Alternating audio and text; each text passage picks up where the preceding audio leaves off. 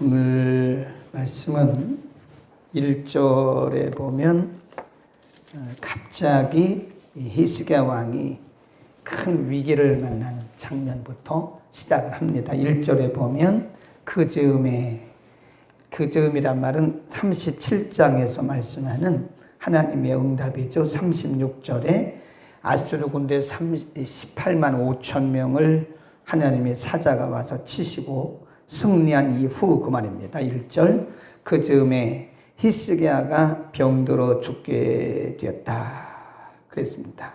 그래서 이사야 선지자를 통해서 이렇게 말씀하죠. 여호와께서 이같이 말씀하시기를 너는 내 집에 유언하라. 내가 죽고 살지 못하리라. 이게 청천벽력 같은 소리입니다. 37장에서 하나님 앞에 정말 열심히 기도해서 하나님께서 그 국가적인 위기를 이기게 하신 후에 하나님이 갑자기 히스기야 왕에게 하시는 말씀이 너는 죽는다. 유언해라. 이 청천벽력 같은 소리죠. 근데 그때 히스기야 왕이 어떻게 반응했느냐. 항상 우리가 말씀드리는 게 반응이 중요합니다. 반응. 이런 일은 누구나 다 있을 수 있는 일이에요. 근데 어떻게 반응했느냐? 히스기야가 2절에 보면 히스기야가 얼굴을 벽으로 향하고 여호와께 기도하여 가로되 여호와여 구하오니 내가 주의 앞에서 전심과 진실과 전심으로 행하며 주의 목전에서 선하게 행하신 것을 추억하옵소서 하고 어떻게 했어요? 심히 통곡했다 그랬습니다. 히스기야가 원망했다거나 아니면 낙심했다거나 그 우왕좌왕한 흔적이 없어요. 그는 바로 하나님 앞에 얼굴을 벽으로 향하고 간절히 기도하고 통곡하면서 기도하는 이 반응이 다르죠. 반응이. 그랬더니 어떻게 하나님이 응답하셨는가? 바로 이사야 선지자를 보내서 5절에 보면 너는 가서 히스기야에게 이르기를 내 조상 다윗의 하나님 여호와께서 이같이 말씀하시기를 내가 내 기도를 들었고 내 눈물을 보았노라. 내가 내 수한의 몇 년을 15년을 연장해 주겠다. 하나님 즉시 응답하셨어요. 즉시로. 하나님이 이사야를 통해서 히스기야에게 말씀하기를 내가 그 너 기도를 다 들었어. 그리고 내가 흘리는 그 눈물을 보았어. 내 기도를 들었고 내 눈물을 보았다. 그래서 내가 너에게 응답하는데 너의 생명을 지금부터 해서 15년을 연장해 주겠다. 근데 그거로 끝나는 게 아니에요. 거기 보면 거기에다가 더해서 증거를 주세요. 증거. 7절에 보면 시작.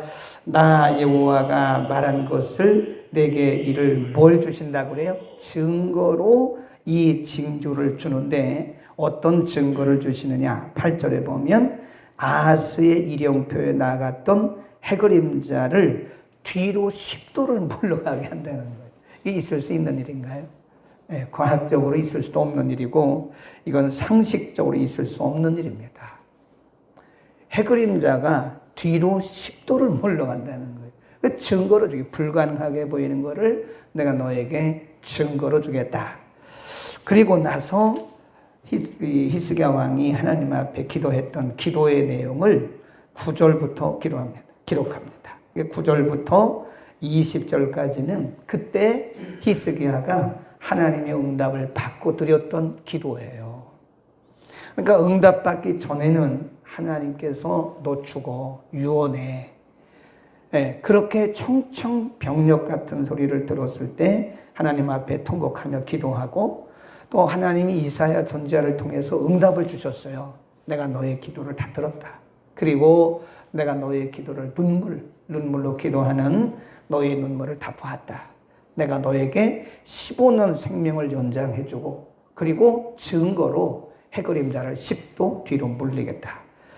그 응답의 약속을 받고 드린 기도가 9절부터 20절까지입니다. 그러니까 응답받기 전의 기도, 그 다음에 응답받은 이후에 히스기야 왕의 기도를 볼 수 있다. 자, 우리는 오늘 본문을 통해서 여러 가지 생각을 좀 해야 되는데, 첫 번째 우리가 생각할 것이 언제 이 일이 일어났느냐. 이게 굉장히 중요해요. 성경에 답을 딱 줬어요. 언제냐? 1절에 보면 그 즈음이다. 그 즈음이 언제냐? 아까 말씀했던 아수르 군대 18만 5천 명을 하나님의 천사가 하루아침에 다 시체로 만들었어요. 그러니까 지금 국가적인 위기를 만났을 때 히스기야 왕이 한 게 뭐밖에 없어요? 기도밖에 없어요. 네, 사네립 왕이 유다의 크고 작은 성읍들을 다 공격했어요. 18만 5천 명을 보내가지고. 그리고 랍사게라고 하는 아주 언어의 능력이 있는 외교관이 다니면서 다 이간질을 해요. 히스기야 왕의 말을 믿지 마라. 너희 하나님을 믿지 마라. 막 신앙적으로 교란을 시킵니다. 그때 히스기야 왕이 하나님의 전에 37장 1절과 14절에 보면 하나님의 전에 들어가요. 그때 히스기야 왕이 군사들을 모아서 전략회의할 흔적도 없어요. 군대를 모은 흔적도 없고 무기를 모은 흔적도 없고 인간적인 뭔 방법을 쓴 흔적이 없어요. 히스기야가 한 것은 딱 하나, 기도밖에 없어요. 하나님의 전에 올라가서 하나님 앞에 기도했더니 하나님이 군대를 보내서 아수르 군대 18만 5천 명을 그냥 하루아침에 다 시체 만들었어요. 이거 엄청난 기적입니다. 그리고 바로 그 후에 히스기야 왕에게 청천벽력 같은 소리가 임한 거예요. 우리에게 뭘 말씀하는 거예요? 인간에게는 항상 좋은 일만 있는 게 아닙니다.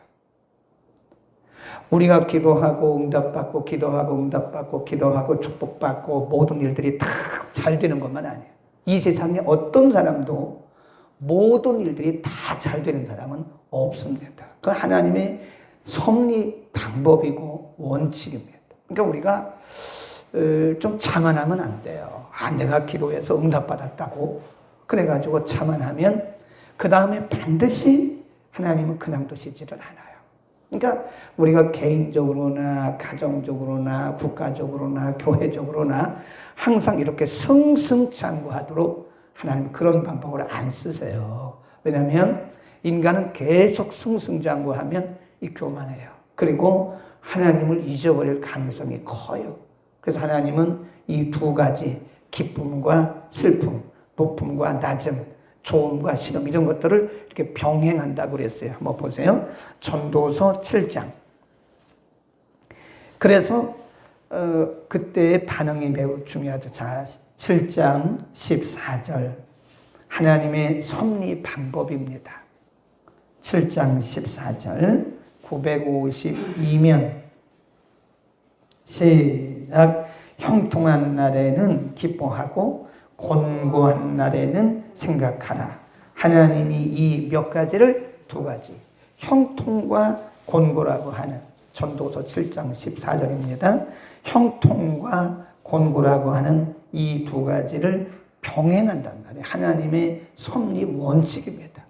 하나님이 인간을 다스리는 통치 방법이에요. 그래서 형통과 곤고라고 하는 것을 같이 우리에게 주고 어떤 때는 형통하게 하시고 어떤 때는 곤고하게 하신다 그 말입니다. 그래서 오늘 낮에도 우리가 성도에게 임하는 시련에 대해서 공부를 할 텐데 그래서 베드로 사도는 뭐라고 말씀했냐면 성도가 시련과 고난을 당하는 것을 이상하게 생각하지 말라는 거예요. 뭐 너 죄가 있어서 그렇지? 너 무슨 죄 졌지? 사탄이 역사 이렇게 말하지 말라. 물론 그럴 수 있습니다. 인간이 살다 보면 죄도 질 수 있고 사탄이 무던히 우리에게 공격해 오죠. 근데 그렇게만 보지 말고 크게 보라는 거예요. 넓게 보라는 거예요. 하나님이 지금 우리를 낮추시는 기간이구나. 아멘. 하나님이 지금 우리를 높이시는 기간이구나. 개인적으로 낮추시는 때가 있고 개인적으로 높이시는 때가 있어요. 그러니까 낮추실 때는 하나님이 나를 지금 낮아지라고 하시는 기간이구나. 이렇게 믿고 우리가 거기 뭐라고 그랬어요? 형통한 날에는 기뻐하고 곤고한 날에는 뭐 하래요? 생각하라. 깊이 생각을 하면 생각하라. 그냥 너무 그냥 그렇게 일희일비하지 말고 기쁘다고 그래서 형통하다고 그래서 막 그냥 들뜨지 말고 또 가다 보면 인간이 어느 날 우리가 예상하지 못했던 그런 어려움도 올 수 있다는 거예요. 그렇다고 해서 낙심하고 절망하고 하나님에게 원망하고 사람에게 원망하고 누구의 잘잘못 따지고 그러지 말라는 거예요. 아, 하나님이 지금 낮추시는 기간이구나. 아, 지금 하나님이 나를 높여주시는 기간이구나. 그래서 형통한 날에는 하나님 앞에 감사드리고 절대 교만하지 말고 자만하지 말고 내가 뭘 잘해서 그런 거라고 생각하지 말고 하나님이 지금 나를 높이시는 기간이구나 라고 하나님께 감사하고 또 우리가 좀 곤고한 일이 생기면 하나님이 지금 잠잠하라고 낮추시는 기간이구나. 아멘. 이렇게 하나님의 섭리 원칙을 넓게 보라는 거예요. 일희일비하지 말고. 자, 그 다음에 그때의 히스기야 반응이 일희일비하지 않았어요. 낙심하지 않았어요. 절망하지도 않았습니다. 그리고 사람 찾아가지도 않았습니다. 하나님께 하나님 왜 이런 일이 있냐고 따지지도 않았어요. 그냥 하나님 앞에 또 기도하는 거예요. 이게 다른 거죠. 3절에 보면 심히 통곡하며 기도했어요. 하나님 앞에. 왜 그런지 모르잖아요. 이제 우리가 이제 보통 이런 일이 일어나게 되면 사람들이 자꾸 이유를 물어요. 이거 왜 그런데요? 뭐 때문에 그럴까요? 내가 뭘 잘못했을까요? 물론 원인이 있겠죠. 모릅니다. 인간은 잘 모릅니다. 모른다고 말하는 게 답입니다. 우리가 자꾸 답을 주려고 말하지 말아요. 특별히 기도하는 분들은 내가 기도해 보니까 당신 이런 것 때문에 그런 것 같다고. 그런 얘기도 좀 조심하는 게 좋아요. 시간이 지나봐야 합니다. 제가 느낀 게 제가 경험한 건 저도 그런 거 많이 했었거든요. 아, 내가 뭐 이렇게 기도 중이라는 말은 잘 안 하지만 내 마음속에 이런 생각이 들었다. 그런 얘기도 저도 한 적이 있었어요. 그러나 시간이 지나고 나니까 아닌 경우가 많았어요. 그래서 저는 그런 얘기 하지 말라 그럽니다. 시간이 지나고 봐야 알아. 시간이 지나고 나면 인간은 그제서 알아요. 물론 성령의 감동을 통해서 윤곽은 알 수 있어요. 아, 이런 것 때문에 그럴 것이다. 그러나 우리가 턱 집어서 이렇다라고 말할 수 없어요. 욥도 보세요. 욥이 그 엄청난 환난과 고난을 받을 때 욥의 친구들이 와가지고 막 이유를 얘기해 주잖아. 너 죄 지었지? 회개해. 너의 처음은 미약하나 나중은 창대할 거야. 막 이런 얘기 하잖아요. 근데 다 안 맞는 얘기다 그게. 욥하고는 하나도 관계가 없는 얘기예요. 욥과는 관계가 없는 얘기를 욥의 친구들이 와서 위로한답시고 하다가 오히려 욥에게 더 상처를 줬어요. 그런데 오히려 욥은 중심을 잡죠. 욥이 일희일비하지 않아요. 그 사람들이 하는 말에 그거 듣고 막 흔들리고 그러지 않아요. 그냥 나의 증인은 하나님이다. 나의 가는 길을 오직 그가 하시나니 나를 단련하신 후에는 나를 정금같이 나올 것이다. 이게 중요한 겁니다. 아멘. 이게 우리가 하나님을 바라보고 신앙의 중심을 잡고 흔들리지 말아야 되는 거예요. 일희일비하면 안 돼요. 누가 무슨 얘기를 해도 그런 말에 흔들리면 안 되면 주님 바라고 가는 거예요. 아멘. 그랬더니 하나님께서 응답을 주신 거예요. 야, 내가 너의 기도를 다 들었단다. 내가 그 때문에 흘리는 너의 눈물을 내가 다 보았다. 제가 금요일날 말씀드렸잖아요. 하나님 앞에 보여드릴 게 기도밖에 없어요. 우리가 하나님 앞에 보여드릴 게 우리가 눈물밖에 없습니다. 하나님, 제가 드릴 건 기도밖에 없습니다. 하나님, 제가 할 수 있는 것은 기도밖에 없습니다. 그러면서 우리가 하나님 앞에 기도와 눈물을 보일 때 하나님께서 우리에게 응답하실 줄로 믿습니다. 이게 다른 점입니다. 반응. 그 믿음은 반응이에요. 제가 늘 얘기하잖아요. 평상시는 몰라요. 이렇게 모든 것이 평탄할 때는요, 그 믿음의 본질을 모릅니다. 그러나 어떤 문제를 딱 만났을 때, 어떤 위기에 딱 직면했을 때, 그 사람이 움직이는 것을 보면, 그 사람의 반응을 보면, 그 사람의 믿음의 정도를 알 수 있어요. 그것이 꼭 같은 건 아니겠지만, 대략적으로 보면 그 사람의 반응을 보면, 아, 저 사람의 믿음이 이 정도였었구나. 우리가 생각만 하는 거죠. 또 믿음을, 남의 믿음을 가지고 우리가 왈가왈부할 수는 없는 거예요. 누구나 마찬가지죠. 그래서 어떤 위기적 상황이 우리에게 딱 닥쳤을 때 그 사람이 보이는 반응이 그 사람의 믿음의 본질이다. 이렇게 보면 맞아요. 하나님이 히스기야의 믿음의 그 반응을 보시고 있을 수 없는 일이죠. 그러니까 우리가 오늘 본문에서 깨달아야 되는 것은 때로는 우리의 기도가 하나님 앞에 통곡하며 울리는 기도가, 드리는 기도가 하나님의 계획도 바꾼다니까요. 하나님은 우리의 눈물에 약해요. 아멘. 우리의 눈물에 굉장히 약하십니다. 눈물을 흘리세요. 하나님이 제일 약한 분이 어떤 부분이냐? 우리의 눈물입니다. 우리가 기도하면서 눈물을 흘리는 하나님이 이렇게 계획을 세우셨다가도 그 계획을 변경하신다니까요. 원래는 히스기야의 생명이 거기까지였어요. 근데 히스기야의 눈물을 보시고 그 소리를 들으시고는 그 연장을 15년이나 하시잖아요. 그러니까 우리가 너무 절망하기는 너무 일러요. 아, 나는 끝났구나. 이렇게 절망하기는 너무 일러요. 포기하기는 너무 일러요. 그러니까 우리가 판단 내리거나 우리가 결론 짓지 말고 하나님 앞에 기도해보자 이거예요. 아멘. 우리가 할 수 있는 것은 기도밖에 없습니다. 사람이 어떻게 하겠어요? 뭘 어떻게 하겠어요? 금요일날 말씀드렸잖아요. 나사로의 무덤에 예수님이 가십니다. 제자들도 따라가고 거기 나사로의 가족이 있습니다. 나사로의 누이들이 있습니다. 그 죽은 나사로를 살릴 수 있는 것은 예수님밖에 못해요. 예수님만이 죽은 나사로를 살릴 수 있어요. 그때 예수님이 하신 말씀이 뭘 말씀하셨어요? 무덤 입구에 있는 돌을 옮겨 놓으라. 돌을 옮겨 놓는 것은 사람이 할 수 있어요. 네. 죽은 나사로를 살리지는 못합니다, 인간이. 누구도 못 살려요. 그러나 돌을 옮기라고 예수님이 제자들에게, 그 가족들에게 죽은 나사로를 살려라? 그렇게 말씀하지 않았어요. 뭐라고 그러셨어요? 무덤 입구에 돌을 옮겨놓으라. 그건 할 수 있잖아요. 우리가 근본적인 문제 해결을 못합니다. 인간이 어떻게 해결하겠어요? 아무도 못해요. 그러나 뭘 할 수 있어요? 기도는 할 수 있어요. 기도는. 아멘. 거기다 써놓으세요. 인간이 문제는 해결할 수 없으나 기도는 할 수 있다. 그 우리가 기도하면 해결은 누가 하는 거예요? 하나님이 하시죠. 우리는 오늘 히스기야를 보면서 정말 간절한 기도의 필요성을 우리는 알아야 됩니다. 인간 해결은 못합니다. 그러나 기도는 할 수 있어요. 우리가 기도하면 하나님은 반드시 일하신다. 그 다음에 오늘 본문에서 너무 중요한 부분이 뒷부분에 있는데, 자, 이제 히스기야 왕에게 어느 날 갑자기 청천벽력 같은 소리가 하나님께로부터 들렸잖아요. 하나님의 음성이잖아요. 너 죽는다. 근데 히스기야 왕의 기도를 하나님 받으시고 15년을 연장해 주셨어요.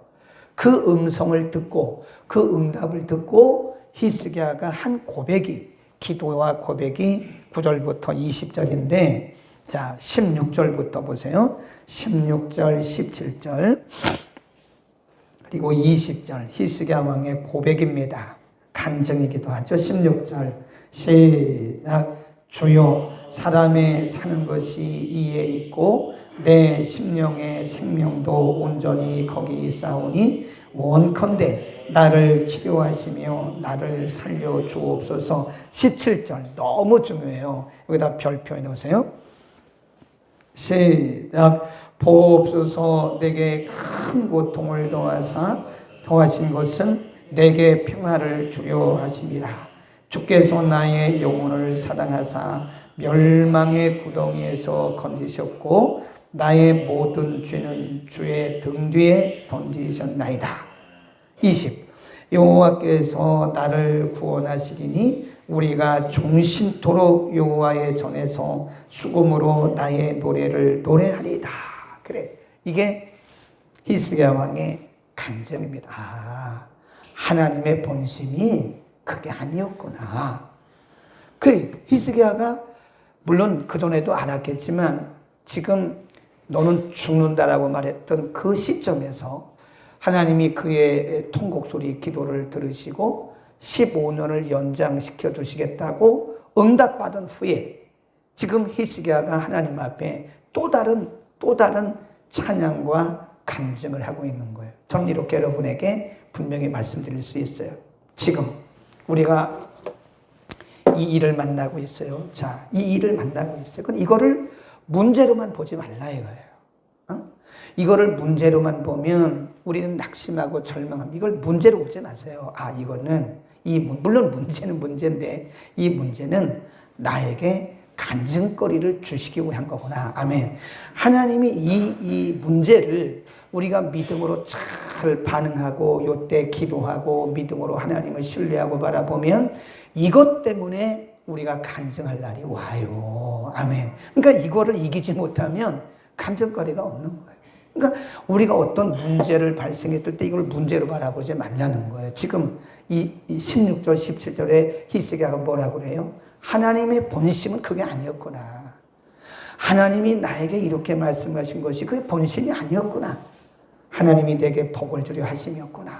라고 히스기야가 간증하고 있는 거예요. 그러니까 지금 만나고 있는 문제는 문제인데 이거를 우리가 인간적 안목으로 바라보지 말고 하나님이 나에게 간증을 주시기 위해서 이 문제를 내 앞에 두셨구나. 그리고 우리가 그거를 믿는다면, 우리가 신뢰한다면 이거를 믿음으로 반응해야 돼요. 이 문제 때문에 막 일희일비하고 흔들리고 막 고민하고 절망하고 포기하고 낙심하고 불신앙적으로 그러지 말아요. 그 나중에 시간이 지나고 나면 부끄러운 우리의 모습을 봐요. 그래서 다 지나가는 건데, 그잖아요. 어차피 다 지나가는 일인데 그때 내 반응이 너무했구나.